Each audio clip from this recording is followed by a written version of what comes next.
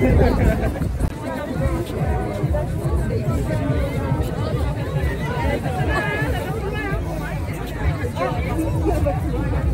sommes queer, nous sommes fiers, et féministes et radicales et en colère.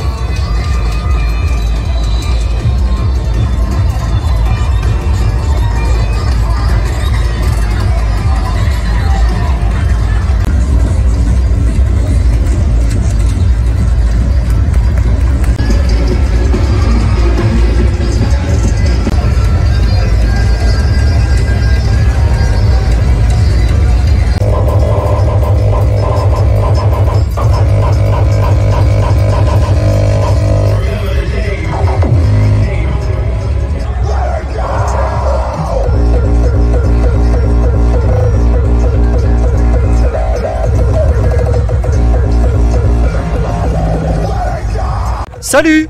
Salut, bonjour. Aujourd'hui, à la base, je suis venue pour voir le mouvement de masse parce que ça faisait quand même longtemps qu'on n'avait pas vu des gens dans la rue et ça me manque, faut le dire, on est humain, on a besoin du contact. Ça me choque que des artistes prennent autant ou genre il y ait autant de conséquences et qu'il y ait si peu de conséquences pour des choses qui brisent des vies pour de vrai, genre la pédophilie. Du coup, arrêtez de mettre les artistes en prison, même si c'est pas pour longtemps en fait, réveillez-vous et changez ça, s'il vous plaît, ce serait bien. Ouais, alors je comprends que en vue de l'état de crise sanitaire qu'on a en ce moment, c'est un peu difficile de dire que tout ça c'est pas grave en fait, parce qu'on sait qu'en fait il y a des risques et que tu prends le risque en fait en allant en manif, en créant des gros mouvements de masse comme ça, de propager quelque chose qui tue des gens pour de vrai, et ça on peut pas le nier quand même. Donc je comprends qu'il y ait des répercussions et genre des réprimandes, mais pourquoi autant quand il se passe des choses beaucoup plus graves qui ont quand même peut-être pas beaucoup plus d'impact, mais qui ont de l'impact autant et qui sont beaucoup moins réprimés. Enfin, un rassemblement alors qu'on a vu personne pendant des mois et qu'il y a des gens qui se suicident et que c'est la merde partout. Enfin, faut voir les choses en face, quoi. T'as un sentiment d'injustice, c'est ça? Ouais, je pense qu'on peut appeler ça de l'injustice, mais c'est presque de l'injustice. Parce qu'il y a quand même de l'injustice et on mérite pas, non, enfin, on peut pas non plus faire ce qu'on veut. Hein. Il y a des lois, c'est pour des raisons, c'est pour le bien commun et ça, faut faire caille.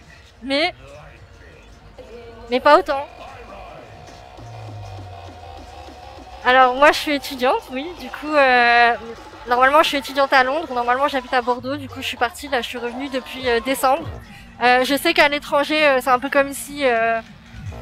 Les gens respectent pas trop le confinement, c'est un peu le bordel. Du coup, ce qui a vraiment changé dans ma vie, c'est que déjà, je pouvais plus travailler, donc j'ai une bourse. La bourse a été coupée parce qu'elle est basée sur le travail, donc si je peux plus travailler, j'ai plus d'argent, donc ça c'est la galère.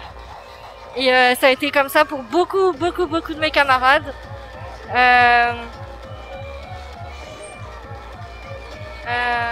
Ok, attends, je réfléchis 2 secondes.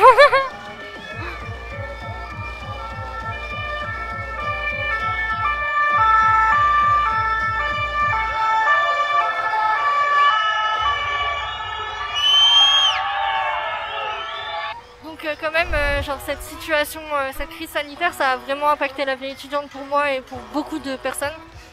Ceux qui ont des bourses, si elles sont basées sur le travail, enfin vous perdez votre bourse, vous pouvez plus manger, vous pouvez plus travailler. Payer le loyer, pour ceux qui travaillaient genre normalement, qui avaient un petit job et tout, genre si tu travailles dans le textile ou n'importe quoi, c'est fermé.